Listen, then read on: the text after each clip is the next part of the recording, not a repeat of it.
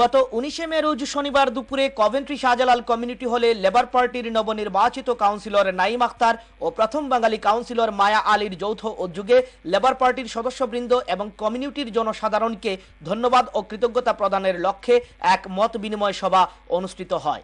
বিপুল সংখ্যক স্থানীয় জনসাধারণের উপস্থিতিতে কভেন্ট্রি কমিউনিটির প্রবীণ নেতা মতসিম আলী সিতুমিয়ার পরিচালনায় এ সভায় প্রধান অতিথি হিসেবে উপস্থিত ছিলেন স্থানীয় লেবার পার্টির এমপি জিম কানিংহাম। আর বিশেষ অতিথি হিসেবে উপস্থিত ছিলেন councillor Kamran Asif, David Wells, NHS chairman Townsend, স্থানীয় প্রবীণ নেতা আব্দুল বারি, কাউন্সিলর জিম ওবয়েল।